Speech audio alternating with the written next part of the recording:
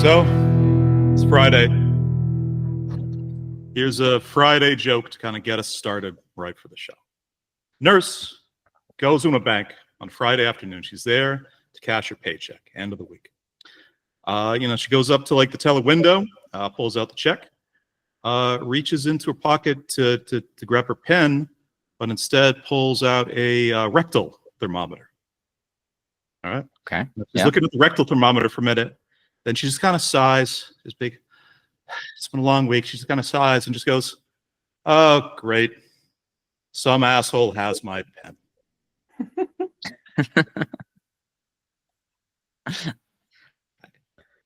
A little bit. What's the difference between a rectal thermometer and an oral thermometer?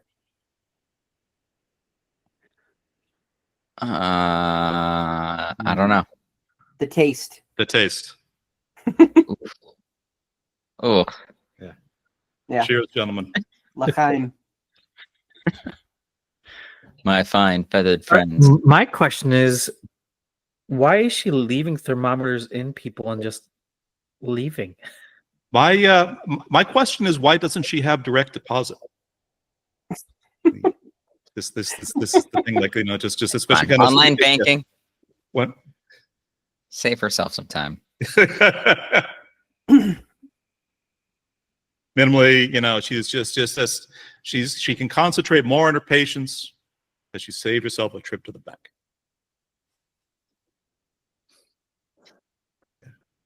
Sure. Yeah, it's a, you know what? She'd probably save a lot of thermometers. Right. This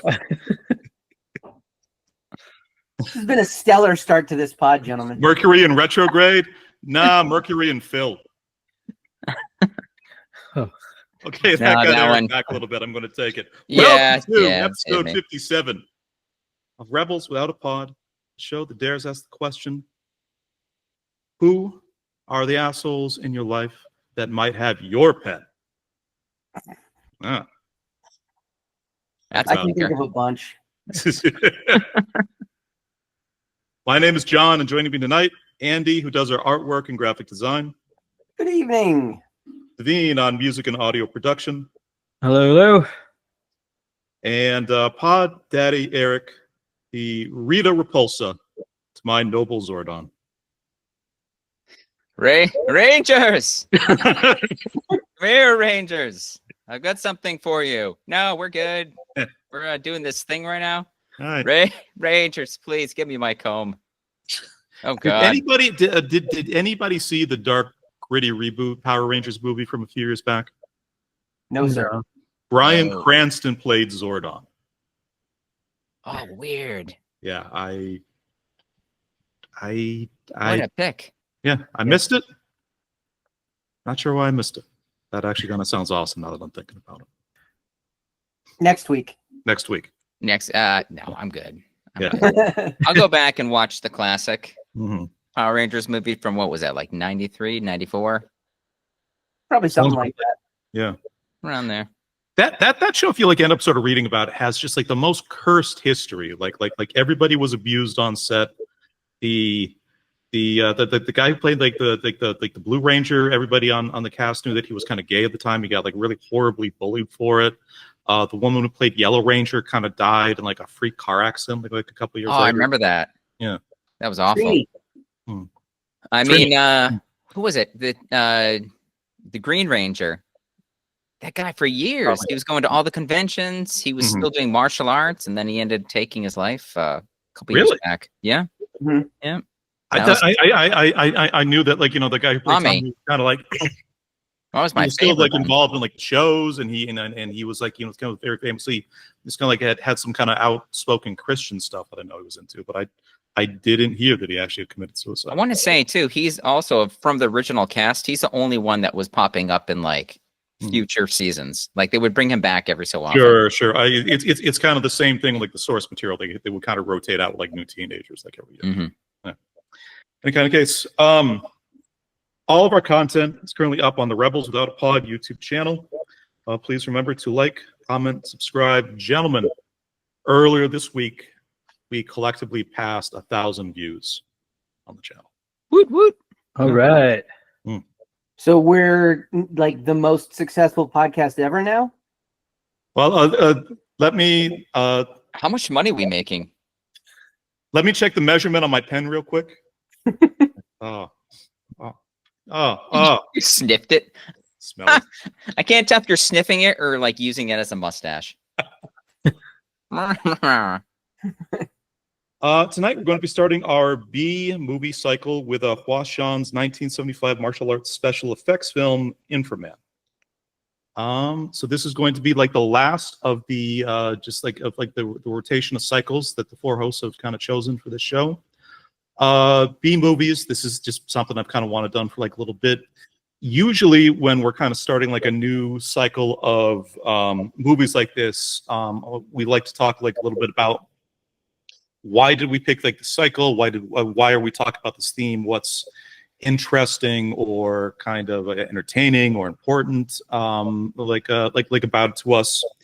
For this particular one, I'm going to defer almost entirely to like a few months back.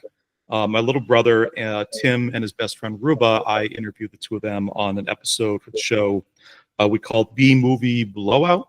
I think it's between like the 28th and 29th episode of the show. The conversation that they had about what is a B movie, how do you recognize it, what are kind of like the history of these things, why are they entertaining, why are they important, why are they sort of fun things to kind of share with your friends, like any conversation that we can have about like why we kind of pick this cycle, kind of what makes sort of watching B movies kind of interesting, important. I will defer just entirely to that old episode because just Tim and Ruba spoke just so wonderfully and like so like articulately about the topic. I mean, also bring up the fact that we watched Santa and the Ice Cream Bunny. Right. I think it was kind of like the first foray into like B movies for like this group. Right. That's not like having not for you and I. It's like having like the rectal thermometer, just being like, okay, let's some initial measurements. Let's see how this actually. Put a pin in that one. Put a thermometer in that one. But I think our reaction to that film was just, I mean, and then even Toxic Avenger, same kind of thing. Sure. Low budget film, you get that campy goodness.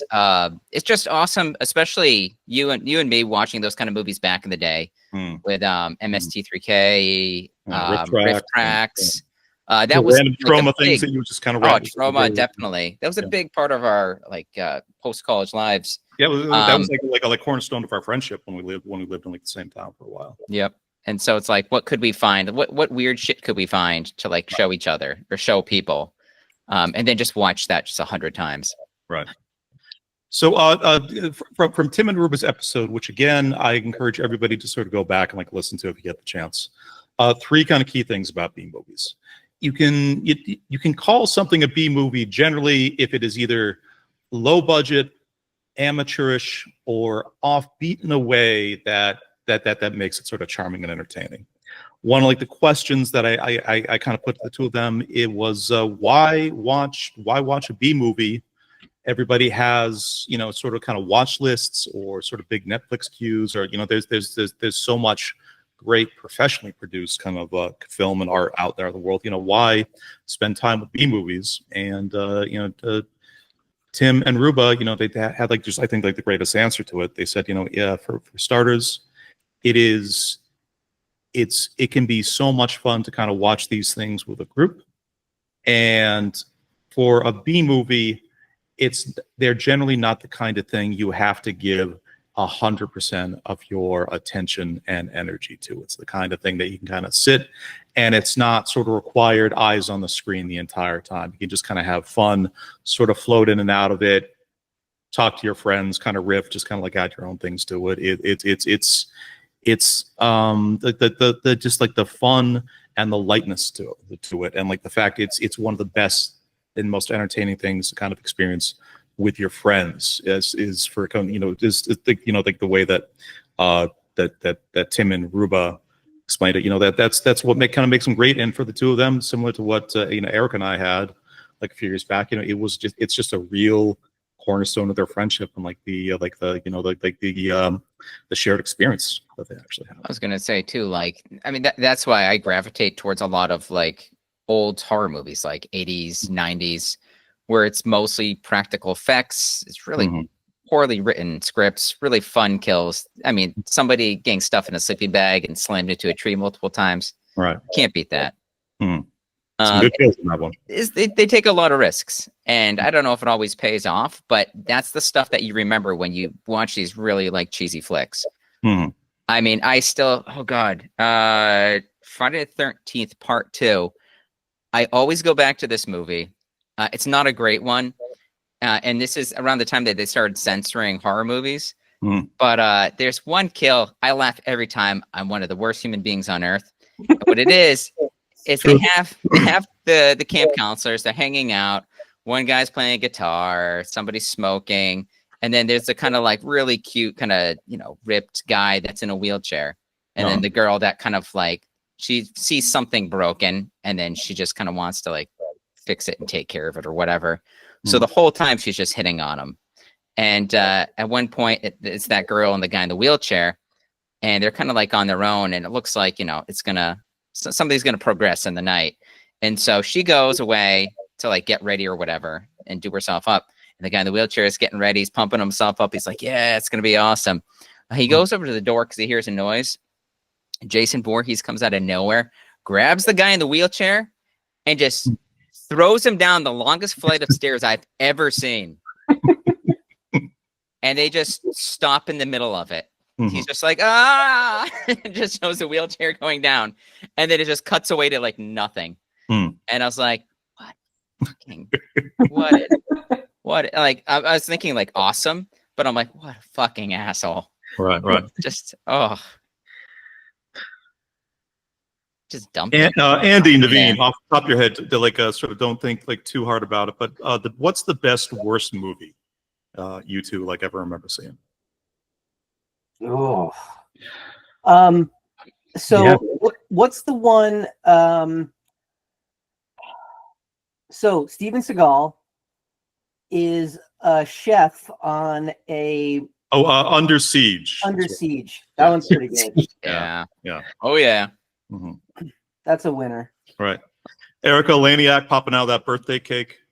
There is that too. And, yeah, that's a big selling point. But even without that, just how awful that whole movie is. The way it's put together, the acting is obviously just the worst. It ends with Seagal having a knife fight with Tommy Lee Jones. That's right.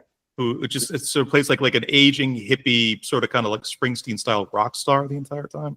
Yep. That's That's a real sort of kind of like a sort of like mid '90s sleepover like VCR classic. Absolutely. Naveen, how about yourself? Yeah, I'm having a tough time trying to think of one. I mean, there's been a few. So it's kind of tough. What was that one with Peter Jackson? It was Meet the Feebles, was it? Oh, Which sure, was- like the Muppets. Sort of Muppet things, which was just right. really weird and awkward, but Mhm. it was still great and funny. How about in high school when the two of us went to see Anaconda together, and there was only two other people, like these two girls I kind of knew from work at my high school job. They were sitting in the front row. We were sitting in the back row. The entire movie, you and I were laughing the entire time. The girls were just screaming the entire time. Yeah, I guess that could be one, but that one, only a couple parts really stuck in, like when the Anaconda threw up John Voight and he winks at you, and I was like, oh, all right, that happened. Cinema. But other than that, none of that movie really stuck with me. He just wanted to make sure you're still watching. He's like, yeah, pretty much. hey, you. You're having a good time. Yeah. Yeah. It's kind of a crazy cast when you look at it. You know, Owen Wilson is in that thing.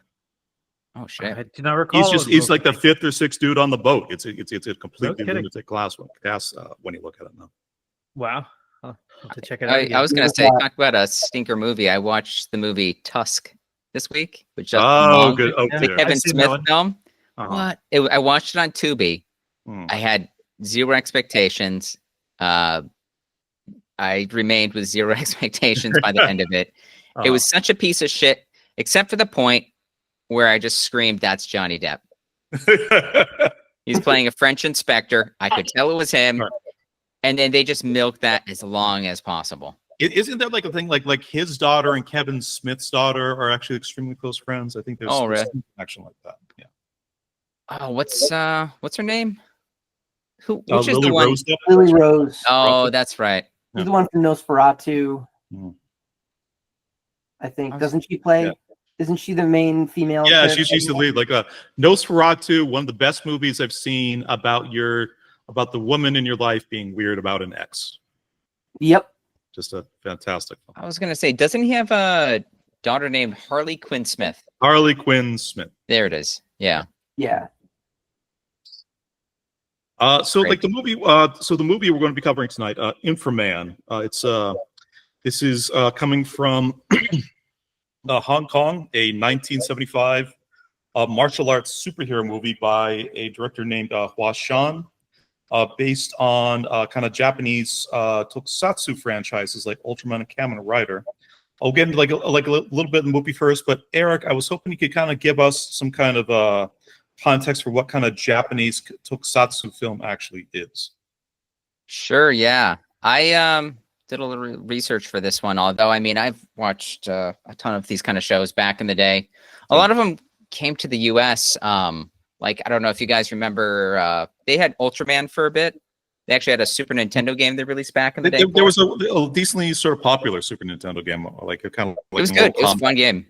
It's one of those ones where you like just you wear down your like your Ultraman. You get summoned to fight some monster. You wear them down to the point where you do like your Ultra Beam and then just take them out. It's a cool kind of idea for a game. But there's a ton of others. I don't know if you guys remembered VR Troopers. Vaguely. Yeah. What was that? So VR Troopers was it's like a Power Ranger style show, but it was about these guys that could turn into like robots instead of like Power Rangers. That sounds really familiar. There's that. There was Big Bad Beetleborgs. Big Bad Beetleborgs. I would watch these shows all the time at like they would have them when I was getting ready for school in the morning, and so they would just keep having different shows like this, all these different weird ones. Because like Power Rangers was such an absolute kind of just kind of gold mine for like the network that sort of brought it over, and these things were kind of cheap to make too, because at least like the Power Rangers show. They would reshoot like the portions where the kids are in school and they had to be like out of costume, but anything where they're actually sort of wearing the Power Rangers outfit and fighting monsters, they lifted like directly from the Japanese recycled footage. Yeah.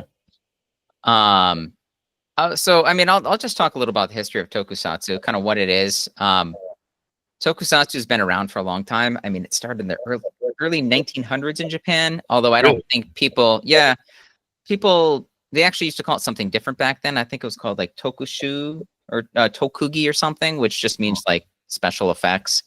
It didn't become like more mainstream until like the late 60s.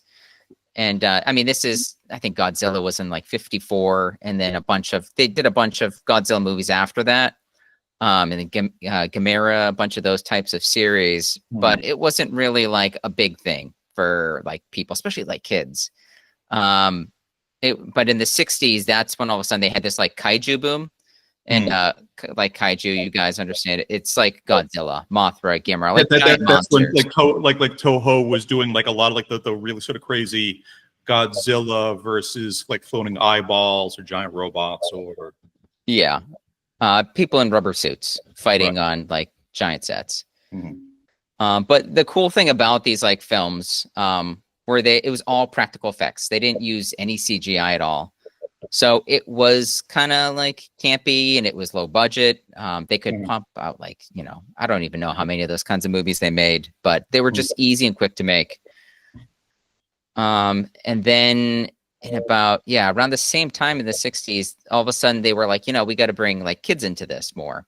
So they started having kids shows like they had Ultraman, which we talked about. There's something else called Ultra Q. I never heard of this before. It was considered like almost like a watered down version of X-Files with this group of people that would go out to, look at look into like supernatural happenings, and then they would discover these weird like kaiju monsters and like befriend some of them, and then they would fight with others.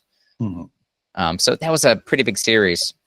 It wasn't until the 70s where they had more tokusatsu like we talked about Kamen Rider, which is called Masked Rider.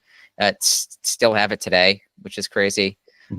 Super Sentai, which happened, I think it started in 1975. 75 just celebrated its 50th anniversary. Super Sentai, basically the thing that Power Rangers was actually based off of, but it's been going 50 years straight. Like in Japan at this point, remarkably, every single year the Power Rangers have a new theme, a new set of costumes, new set of like robots that they kind of ride around in, and it's gotten crazier and crazier over the years. I think like the first time I visited Japan was, I want to say 2006. The Super Sentai that theme that year was pirates, if I remember correctly. They were all pirate themes. Like I remember the pirates. Yeah, they got like buccaneer hats and stuff. Don't ask me why. They do a lot of the same themes over and over again. But they reinvent like the Zords, and then they always have like new special weapons and new combos, new bad guys, all kinds of things. They do the same thing. If you ever heard of like Doraemon, that like little cute Japanese robot cat, he has a new movie every single year, and they get to the point where they're just like, okay, it's been 12 years, let's do dinosaurs again. Or now he's gonna go to time travel, and then he'll go through all these different like historic events. They always keep recycling the same ideas, but add like a new coat of paint to it. Right.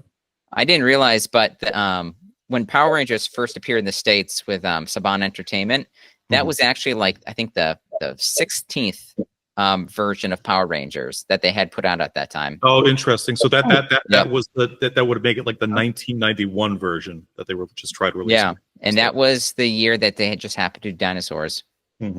So I don't know how you translate this. It's like Dinosaur Fighting Squadron Rangers. But yeah, what they did is they actually they continued from that point on. So each subsequent season, if you remember in the States, they kept the same Rangers, but they would just change out. It would be like a new set of robots, or the monsters or whatever they would fight. Everything that kept changing. But I mean, in Japan, it was different costumes, different actors as the roles and stuff like that. But that's the thing in the States. It's always like people are familiar with that same cast, and it's then always they want to have the continuity as opposed to exactly. Kids get used to the characters; they relate to them. We have all our different types that each kid likes. So, were you guys sort of fans of Power Rangers at all? I felt like it came in a little. We were a little, maybe like a scooch too old when it actually hit, because I want to say it was at least middle school. Well, let me ask: did any of you see the movie at the theater? No. No, I didn't. I did. And I think you know what? I think it was my 14th. It was either 8th grade or 9th grade. 13th. That's 13 or 14 at the time. So Eric was not a scotch too old. Yeah. No. I was, but it was right in his demo. Mentally, I was right in the right place. I watched it a little bit. It wasn't like something I had to see all the time, but I definitely watched my fair share of those first episodes that kind of aired in the US. We were definitely a little bit on the older side, meaning that we weren't necessarily the target market for the thing. Right. But I remember finding it entertaining. It's in the same way that you were talking about how B movies are the kind of thing that you can kind of zone in and out of. You don't necessarily have to be dialed in the entire time. I kind of felt like Power Rangers was exactly like that, where, you don't have to pay attention to everything. You can be doing your homework and it could be on in the background. You look up, you see a monster gets zapped or something like that. And then you go back to your, algebra or whatever. Right. Yeah.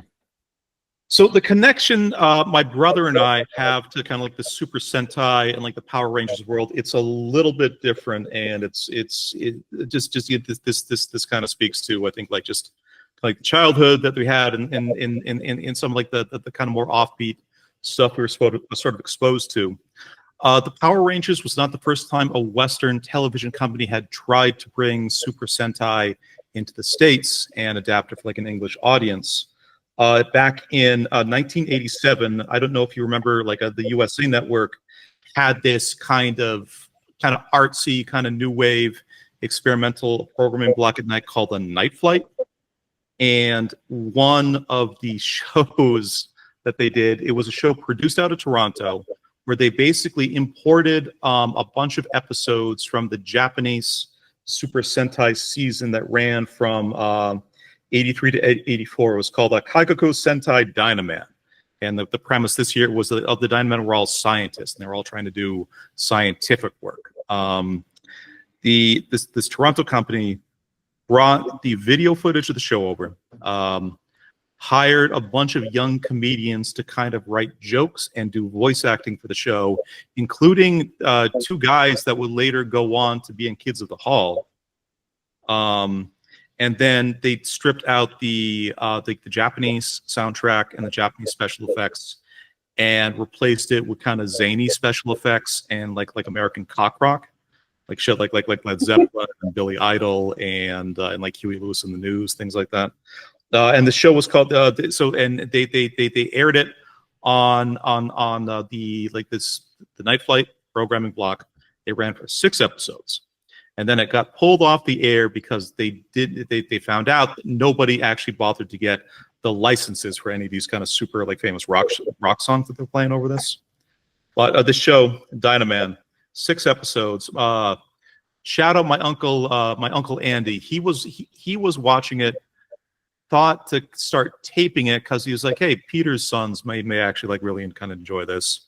The jokes are all weird and actually so kind of relatively kind of postmodern. Like it would be a lot of the sense of humor would fit like pretty kind of well now. But Super Sentai, this predates Power Rangers for like a few years. Nobody had seen anything like this at all, like in the States. So Uncle Andy sent a VCR tape of like a VHS tape of this deeply weird Canadian kind of parody dub of Super Sentai. And my brother and I, we were 7, 8 years old at the time. The perfect time to kind of get into a show like this, and we became fucking obsessed. We just watched this thing just over and over and over again. Had no idea that the jokes were supposed to be funny. Had no idea that like the fact that these kind of these super Americans, kind of super kind of cock rocky Western rock bands are sort of playing over like one of the most Japanese 80s things like you'll ever see in your life. We were just there's 5 Power Rangers in kind of like these kind of different colored suits, and they had magical weapons.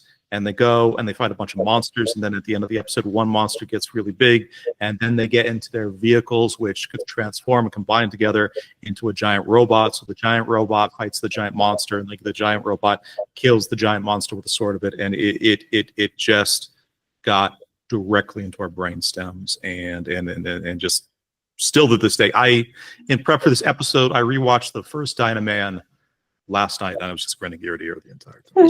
It screams 80s. Like, how could that not be thrown out there in the 80s and just be part of like all that chaos? Because it's like you think of all the shit that was going on at the time. I keep telling people like there was some. Do you remember something called Muscle Man, or it's called Muscle? Don't believe it was like so. these little rubber like figures. That was from a Japanese toy line. Based off it was a Japanese manga and cartoon called Kinnikuman or Muscle Man. And I again, with like wrestling being a huge thing in the 80s, I don't know how that never made it to the States as well, because that was like this big muscly dude wrestling like aliens. And they always had these crazy ones. Like there's this one that he's just like a giant like rock guy with like a pyramid for a head. Just I remember this crazy stuff. Yeah, they have one. A lot of them are like named after food. That whole Japanese thing they do, like all the Dragon Ball characters' names. Where Kinniku means muscle, but I think Nikuman means like pork buns. They always do something silly like that. But I remember collecting those things, and I'm like, these are so fucking cool. Like, I don't know what these are from because there was no TV show for at the time. Right.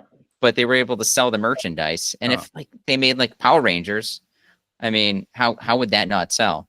Well, I mean, that's the thing that completely shocked my brother and I. Like several years later, we see this advertisement for Mighty Morphin Power Rangers, and Tim and I just looked at each other and went, "Holy shit!" They actually brought Dynaman over to the United States, and it got the Canadians did it. It got as big as you would actually kind of like expect it to, because it's beauty. Yeah, beauty. Let's watch it, eh? Yeah. I think that's one of the reasons why I didn't get into it. My brothers and I didn't get into it. Mighty Morphin Power Rangers, that is, because we kind of felt it was a little bit of a ripoff of Voltron, and we love that. Sure, yeah. That's a good call. Super Sentai had to have come before Voltron, right? Like that one I don't know. I never watched that one, but I'm just I don't know when like the Mighty Morphin Power Rangers. I remember the cartoon from like early 80s, but we were like what, like 4 or something when they came out. Right. I just remember my friend's older brother having like all the toys for it. And going to the store one time with my mom, and I was like, "Oh, I want to get that. My buddy's friend has those, and it looks awesome." And she's like, "That's like $100, and it's all metal parts." Right. But at that time, they figured it out where they could have each of the different lions. You could like Transformers. You could like form them into lions and then connect them all to like a giant like mech robot, which was just insane. Yeah, I actually had that as a kid. Yeah, same. Really? I really did. I don't know how my way. parents afforded it. I don't know where it came from, but I did. And I wish to this day, I wish I still had it. I think my parents were okay with getting it because they didn't want me getting kind of straight up military toys. We were definitely like a no G.I. Joe household. Same here. I didn't have G.I. Joe as a kid. It wasn't until 4th grade that I had a buddy that was really into G.I. Joe, and we watched the movie, and he had all the toys and stuff. And so the don't first ask me what his name Voltron, is. Yeah. It's William Refrigerator Perry. It's the G.I. Joe that you had to send away for. Really? Oh, wow. Yep. I don't know why I still have it. So the first Voltron episode actually ran September 1984. Cool. So instead of kind of being a ripoff of Super Sentai actually preceded Voltron by about 9 years. Sounds about right. Yeah, interesting. Any kind of case, why don't we let's get to our live watch the movie, and then we'll sort of come back with final thoughts. Let me do a quick introduction to this thing. I wanted to kind of talk at the top of the episode about just kind of like the lineage of these things, and kind of how, like Eric said, you know, these shows kind of go like a very, very long way back, and kind of one thing inspired the next thing, which kind of inspired like the next thing after that. This movie you're watching tonight, Infra-Man, which is one of the I asked Tim and Ruba to shout out 3 recent kind of favorite B movies, and this was, I think, actually their first pick. But this is actually, like I said, a Hong Kong, like a Hong Kong picture, which is a direct ripoff of all these Japanese properties. But like a quick little bit of background: produced and distributed by the Shaw Brothers. Stars Danny Lee, a martial artist and actor who frequently portrayed Hong Kong police officers in films such as The Law with Two Phases, The Killer, Untold Story.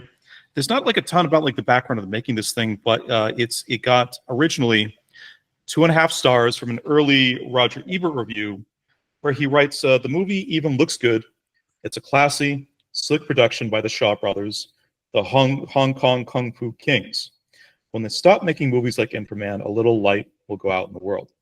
Surprisingly, over 20 years later, Ebert actually upped his review from 2.5 to 3 stars in 1999, after a conversation with Quentin Tarantino about how much they both enjoyed the film. He's quoted as saying, "I find it, to my astonishment, that they gave Infra-Man such a low score when I reviewed it. That was 22 years ago. But a fellow will remember a lot of things you wouldn't think he'd remember. I bet a month hasn't gone by since then that I haven't thought at least once about that film." Wow. All right. So 1975, Infra-Man.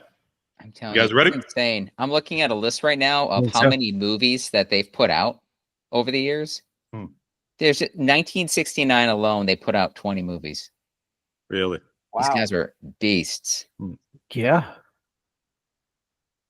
They must be the silent type. Not a lot of dialogue. Right. It's just all fighting. Yeah. There's no story. Everybody truly was kung fu fighting back then. Also, like 13 of them I've seen so far called something snake charmer. So you know, I think they kind of dabble in some of the other in the black the anaconda type genre. Well, you know, Thailand, a very short plane ride away. Here we go, Golden Swallow. There we go. That's it. All right. Should we get into it? Let's do it. Yeah, let's go.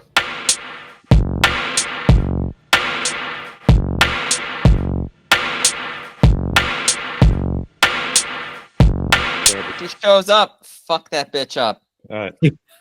Not my words. Okay. Gentlemen,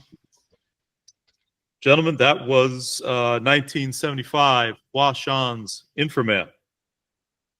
Synopsis in brief. Where can I find coworkers like that? Loyal, just dedicated to the work, ready to throw down. Professor Liu and his whole carpooling situation. It was the most calm scene in the film. Just hanging out with the skeleton crew. He had Mr. Drill on his left. They're just driving calmly. Kind of awkward. You don't really know what to say to your coworkers that early in the morning on the boat, going to work. Synopsis, synopsis in brief. Why was May reading that book about the devil? Just that really kind of came at one. I don't know. Gentlemen, Infra-Man. Who wants to go first? I'll go first. Interesting viewing. It was neat. Not as funny as I was hoping it would be, but it was all right. You know, you got your kung fu in there. You got the Infra-Man, very much in the Mighty Morphin Power Rangers vein and everything with the monsters. Although at the same time, it seemed like the humans could take care of the monsters pretty well on their own. Right. Yeah, fair point. Like every time he sort of went into kind of Infra-Man mode, it didn't really scale him up that much. All things considered. Right. He had some kicky boots. They did point out that when he got his powers, he got heightened vision and hearing, I think it was. Sure. So, I mean, he's just like, I see you guys. I hear you too. And then just senseless fighting. Right. Also became a Cyclops. When man's real superpower was networking. Your network is your net worth. Maybe that's the thing. There we go. Yeah. Naveen, I have to know, what was the sexiest scene for you? For me, the sexiest scene. There's a lot of them. I just want to point out. Right. Oh yeah, I don't mind. You know, some role playing and some bondage there. You know, they're got her mouth gagged and tied up. Something about a woman who knows what she wants. I mean, afraid of power. There's also Witch Eye. Yeah. I mean, big long claws for hands with eyes on them. Which guy? I mean, which guy? She's kind of let herself go, had a little gut, but you know what? She knows she can get men. Yeah. Still, the eyes have it. I'm looking at you. All right. So we heard from Naveen. Andy, what'd you think? Very reminiscent of the Power Rangers. I gotta say, I think some of the fight scenes went on maybe just a little bit long, just a tad. All right. But I'm a sucker for a practical monster, a dude in a really shitty suit, and yeah. So I think that was definitely my favorite part of the movie. Was just the costuming was absolutely absurd and pretty awesome. I had a realization about myself. Like the movie starts out, Princess Dragon Ma. She's got like her henchmen. You know, they're the stormtroopers. They're the minions. They're like the the guys you kill like 1,000 of when you're playing like a video game, like along these lines. But then she brings out the lineup of the original monsters, the heavy hitters. I realize this about myself. I love a lineup of crazy dudes. I love just you always come back to Freaks. Something with you and Freaks. It just, I don't know. You like the macabre. The best version of this for me is the lineup of the bounty hunters, like midway through like Empire. Oh, sure, yeah. When you got Boba Fett is the only one that they follow up on, but you also got Dengar, you also got Bosk, you also got IG-88, you also got like that fifth guy that's barely on screen, but he's got like a weird lizard head or something like that. It's something about that gets me really excited. It just gets me really, sort of pumping. We're going to see what all of these guys are about. There. What? Yeah. Maybe that was my horniest moment. Something about a Gengar just really turns me on. Yeah. Bosk's people are called the Trandosians. I don't know if you knew that. No, I don't. No. Papa, what do you think? Do that. I understand why they never made a sequel to this movie. Right.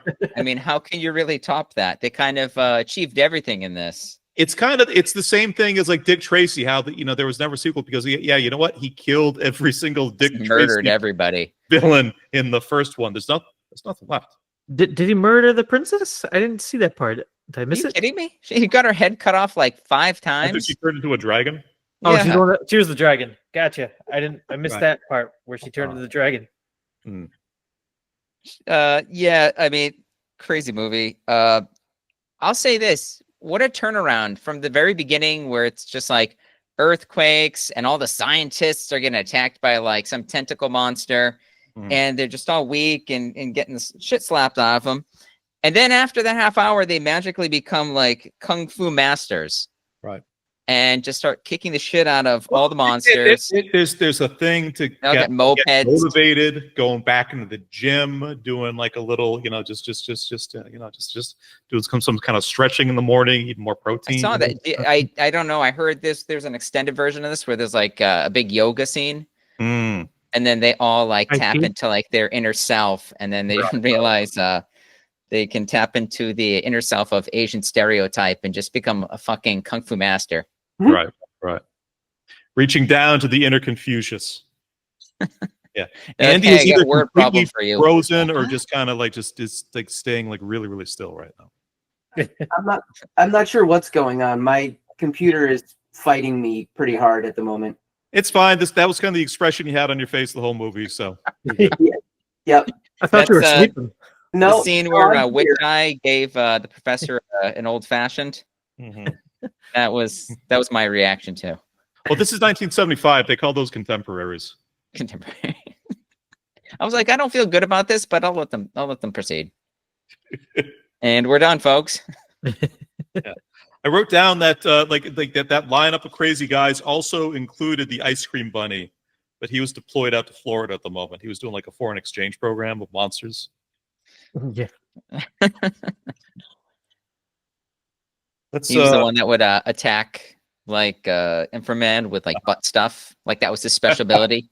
Just like he just crashes through the wall in an antique fire truck. Yeah. Teamed up with Santa. They just called everybody kids, even though they were adult males. What else did I write down? There were a ton of explosions, but I was not expecting that F-bomb. That was really even the skeleton would explode. Right. It's like the action picked up, and then all of a sudden, just like the cursing picked up too. Right. Everybody was just like getting like supercharged. Plus, I loved in the subtitles how they occasionally forgot how they were spelling Rayma's name in English. Yeah. Rayma, yeah. It would just be like Rayma. Ray-Ban. They call him Ray-Ban too. I did want to point out, I mentioned this while we were watching, the Skeleton Crew. Yeah. Again, it has to be the later season Mystery Science Theater 3000. Exactly. Yeah. Has to be where the later seasons of Mystery Science Theater 3000. That's the Skeleton Crew's like costumes. I mean, these guys are called skeletons. They're called Skeleton Crew. They look almost identical, except for the fact that they have just like bones instead of horns. 100%. Like that was the inspiration, no question. So I mean, cool, good on them. Right. Yeah. Let's get to like the questions like a little bit. Starting with what Western media from your childhood or adulthood, like obviously, you know, kind of Power Rangers and like a lot of like the adjacent stuff to that, like Voltron. There's obvious connections here, but like a lot of kind of like filmmakers of a certain generation. Quentin Tarantino was actually talking about this movie as something that he loved, and he would occasionally sort of get ideas from. Really? What Western movie, what Western kind of media from your childhood, adulthood, did you sort of pick up on, like, oh, maybe this movie maybe this movie contributed a little inspiration to like this more modern thing? There were a few that I guess I kind of thought of. You know, you have RoboCop. You have Cyborg. I mean, they couldn't obviously change back and forth, but they were enhanced mechanically and whatnot. But there's a bit of like the scientist doing the body modifications on like right. who wants to be a hero. Yeah.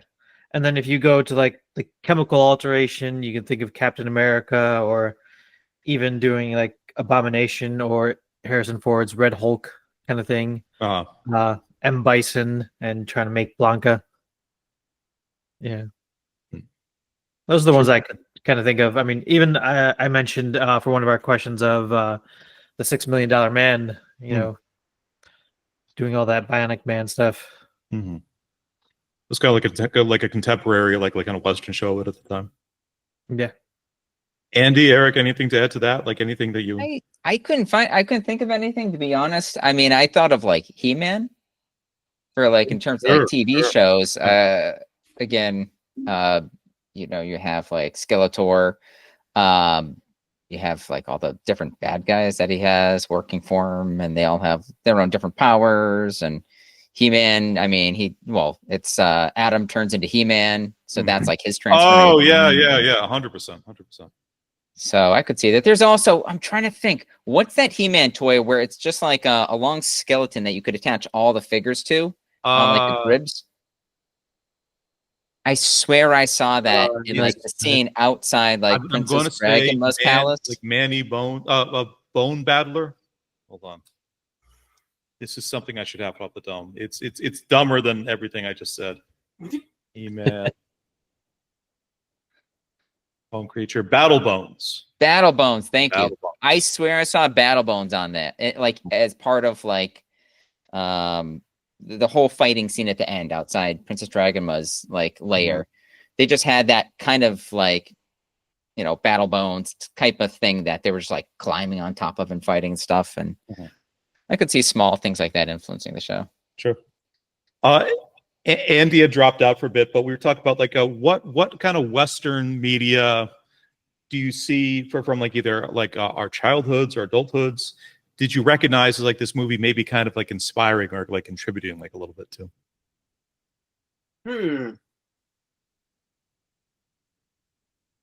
That's a tough one.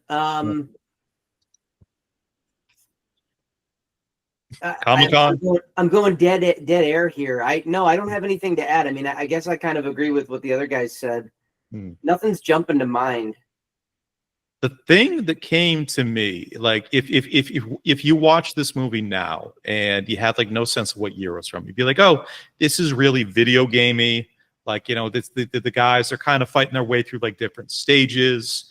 And there's kind of like a final boss in each stage, starting with like the plant and like the lobster guy, and kind of working their way up to like the the dragon woman being like final boss. But like there's all these different stages and settings, and it's mostly kind of minions, cannon fodder, coming out like the heroes. This was made in 1975. Pong was released in 1972. It is a decade and a half before you even have video games that even remotely have that kind of like sort of like design and setting. So like it was really interesting to me to kind of think about, oh, this I had always kind of like assumed that, so when video games were kind of evolving as a medium, like this is like the language that they kind of came up with like completely on their own. But I think like early kind of video game designers, particularly for kind of like these kind of action, fantasy, martial arts style kind of beat 'em ups like this, movies like this are probably like one of the first things they actually looked to. Sure. Yeah, I can see that. Yeah. Yeah. Why do so many superheroes wear tights? Good question. It is just a good question. They're very cocky. Yeah. There we go. I mean, you don't want to be flapping around when you're fighting tentacle monsters. True. You get very sweaty. Protect your So, I balls. mean, just kind of Keep the muscles, like compression socks that these guys wear all the time now. Yep. Just keeps everything firm. The thing I thought for this question is just like the fight choreography. Like you don't want, if you're wearing really baggy, sort of loose, kind of loose fitting clothing, you can't actually see the punches and like the kicks and the rolls and the movements and like and everything else. Like, it doesn't translate to like a visual medium like the same kind of way. This is the thing that you hear about. Same reason the dancers wear tights. That seems like the practical answer, but it's not the funny. Exactly. I was thinking the same thing. I'm like, wow, that's really practical. You know what? Tights are cheap. They bought them off Temu. Is that considered an answer for a movie like Infra-Man? Yeah. Look, I'm just saying. You know what, Johnny? Fuck you. That's the second F-bomb I wasn't expecting tonight. Johnny's a crazy bitch. There we go. That was awesome. She just left, got upset. Go ahead. 12 years old. Yeah. Oh, you won't let me play with you, big brother? Like, fuck you.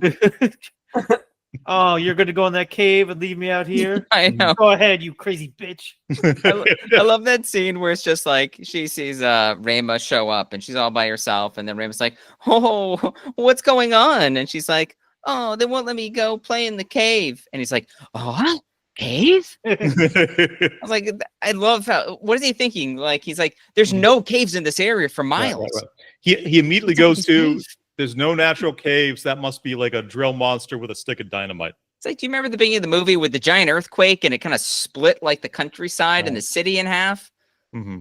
Couldn't be just caves everywhere now? All right. Good God. And that it's a seismically active part of the world. Down the hill and blows up into a big city. It was just weird. Yeah. Can I ask the question? Sure. Whatever happened to the bus driver at the very beginning of the film and all those school children? Well, it starts with a dragon landing on a highway, the dragon disappearing, the highway cracking in half.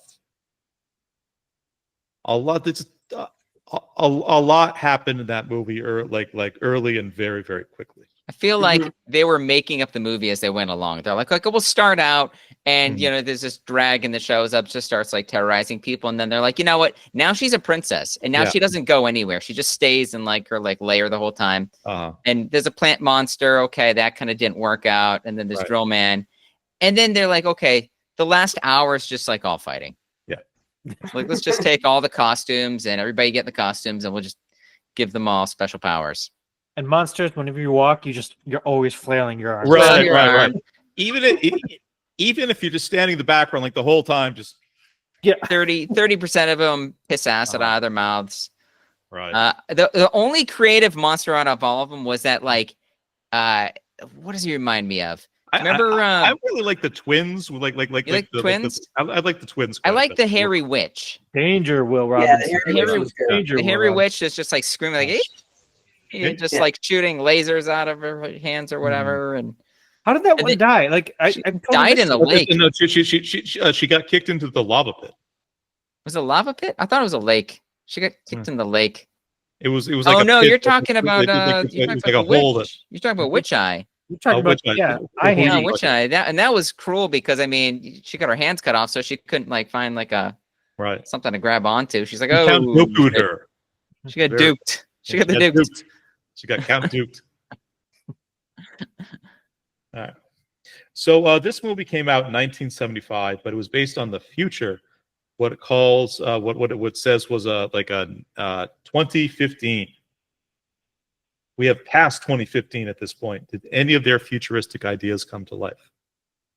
This is exactly how I remember 2015.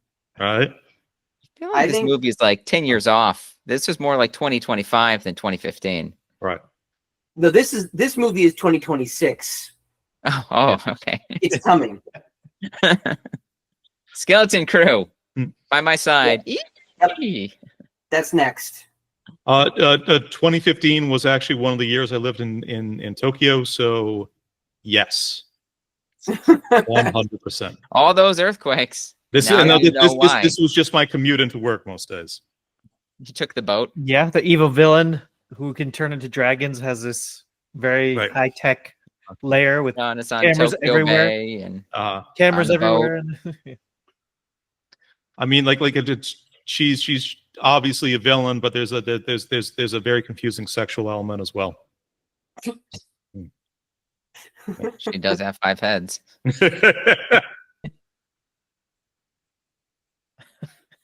Go for it, Johnny. You know you want to say something with that Top one.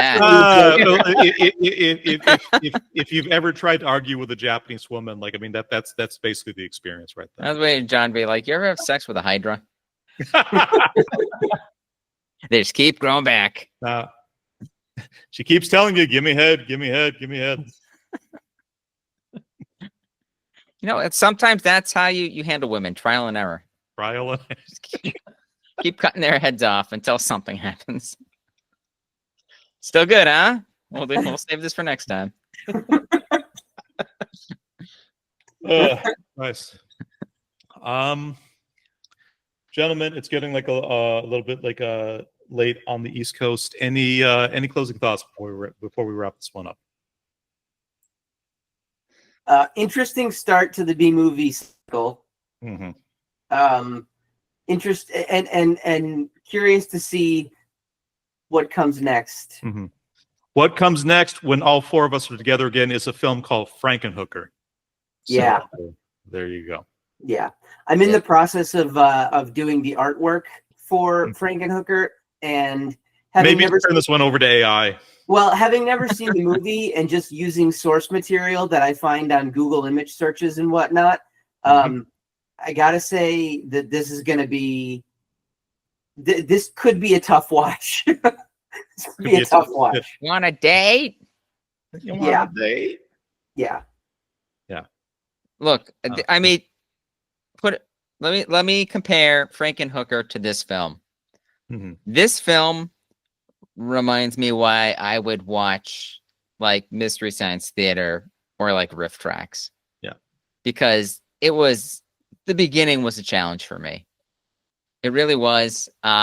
There's no, I guess there was a story to all this madness, but a lot of it was just kind of like, I don't know. They're just freeballing it. Yeah.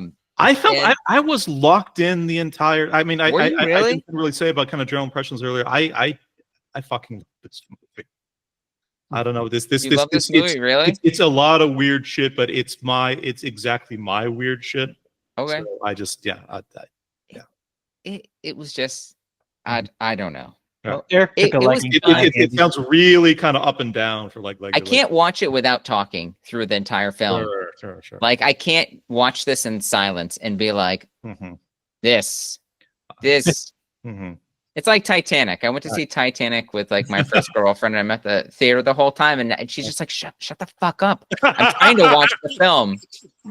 I'm like, look at the band. It's gonna come back later to haunt us. Watch the band. Mm-hmm. Why do they focus on them so much? Right. This is not a movie you can kind of contemplate quietly and say to yourself, why are they wearing tights? Look, he's an artist. It's coming back. They're gonna bring it back. What was killing me about the record and like the audio levels I had was Eric was saying something and laughing every 5 minutes, which I could physically see on the thumbnail. But the way my laptop was mixing the sound, I missed every single joke he made over the last 9 minutes. And you hear the one I mentioned where they had like the I forget what I was calling them. The Dick Twins or something. Weird, the Slinky Dick Twins. Right. And then I'm like, John, did you swap out this movie for Scott Pilgrim? And these are like the twin Japanese like DJ boyfriends. Right, like the fifth and sixth boy, like yeah, like they all just keep showing up for the Mhm. fight. Princess Dragon Ma was just like the weird lesbian fling Right. that Ramona had. Yeah. Ramona Flowers is actually like the secret final boss in the post-credit scene. Who played Zoom In though? Who was Zoom In? Was that that was the roommate? I don't know. That was Kieran Culkin. Kieran Culkin, right? He's like, "Oh, you cock tease. Zoom in. What's wrong?" Yeah, I don't know. Like last thing, like I wrote down that I want to mention briefly. Like this is a movie that moves quickly because it never wastes time explaining. Oh, this is a thing they can do. They get really, really big for one fight, and then one of them gets small and stepped on. And you see Infra-Man. He's got some really kind of kicky heels. Thunder kick. Yeah. Thunder kick. Oh, he kiss boots there. Yeah, right. kicks people into flame. Hmm. I also love the fact that apparently every time he turned into Infra-Man, he had to like jump 4 times backwards, and then he was just flying forwards at like an intense speed for no reason. Which is kind of a fixture of these special effects things, because when they shoot like a really expensive transformation sequence like this, and this is something like a lot of these shows do, like a lot of anime does, is they just, if it's a really expensive kind of sequence, they just run the whole thing in its entirety just to shave like a minute or two off the budget. It's true. The one thing I think this was missing that would have made it like a stronger argument is Infra-Man at one point loses his powers. And then he can't transform back into Infra-Man, and then they kick the shit out of him. Well, there was the whole thing about like they darkened the clouds, and that turned off one of his weapons. What did he do? He's just like he still had thunder boots. Thunder boots. Yeah. I mean, it did make me laugh a bit that he like the whole group of them kind of go out to like Princess Dragon Ma's like lair. And they're fighting the minions, and like a bunch of his coworkers get killed in the process before he turns into Infra-Man, and then a bunch more get killed before he sort of actually breaks out the thunder boots. So yeah, he was kind of taking like a long time to escalate for some of these things. I mean, it's a tiring job to like kick that much ass. You can't, you gotta look cool too in front of like the fans. Right, so like that young girl, like the 12-year-old girl with her brother and Hot Mom, they were like, damn, he's so badass. And the girl's like, I want to be Infra Girl. Was that the mom or was that the sister? No, that's the daughter, right? They're the sister or whoever. Yeah. The 12-year-old with a potty mouth. Yeah. Well, it's the kind of thing like, obviously they can't like bring out like the big weapons. Like it's like, the band just can't come out and immediately play "Don't Stop Believing." Like they did do the thing though. I recognized where Ultraman used to get really big, and the monster would get really big, right? And they would fight. So I think they pulled from that. It's funny they did that once in like the first act, and they never came back to it at any point. And then he stepped on the monster. That was that was the grossest scene in the whole film. He just stepped on him and just kind of stuff squirted out of him. All right. Well, so that was Infra-Man. Coming attractions for next week. Eric is going to be traveling for like a little bit, so it will be Andy, Naveen, and myself. And for the 4th of July weekend, we have picked another B movie, actually recommended as well by Tim and his buddy Ruba. This is going to be the 1985 kind of notorious Chuck Norris classic, Invasion USA. This is a Canon Films production. I don't know a ton about it other than at one point it's revealed that Chuck Norris has a pet armadillo. Supposedly it's a lot of fun. I'm looking forward to like this one. And then hopefully Eric will, when he is back the following week, we are going to continue the mainline B movie cycle with a film I know like a bit of by kind of reputation, but no actual details. Do you want to say before we leave, Eric, a couple words about your pick, 1990s Frankenhooker? Yeah, I talked about this last time. Same guy that did the movie Basket Case. So you know you're going to be in for a wild ride. It's I don't want to ruin too much, but I think I mentioned it previously. A guy who's engaged to a woman. There's a lawnmower accident. It's exactly what I said it is. It's a weird, abnormal lawnmower accident. Something happens. He has to, he wants to save his girl, so he goes around murdering hookers to collect body parts to rebuild his girlfriend. And it's like they say, love is blind. Love that. That was one of the things I said during the movie. By the way, you didn't hear me. It was a scene where it's just it looked like which I was going to go in to give some guy a handy, and I said, "Love is blind." I said this before. After we watch The Room, this is going to be an entirely different podcast. Yeah, it will somehow become even more just four guys yelling nonsense at each other. Just wait for it. I'm going to ask John if he wants pizza. I'm going to ask him if he wants to order pizza, and then I'm going to be like, I already ordered pizza, silly. I thought we had to have... Eric, you think of everything. And you're Irish now. That's great. Yeah. Eric, we think of everything, Eric. I pick up a single apple. There it is. Well, gentlemen, Rebels Without a Pod, episode 57. And let's wind it down because I seem to have lost my pen. Guys, welcome, boys. Do you have your thermometer? Yeah. Dude, I'm hot-blooded. Check it and see. All right. That might be a mercury mess, but all right. Yeah. Well. All right, guys. Have a good night. Good show. Boots. Yeah. And boots. Nadine's chicken shit. Chicken shit. Chicken shit. I'll have to say it 40 more times. Hold on. Chicken shit. Chicken shit. What was I chicken shit for? Just because? Hang out with us. Hang out with Princess Dragon Ma. Hang out with Witch Hand. Hang out with silly Fry Monster. Hang out with the Drill Bit.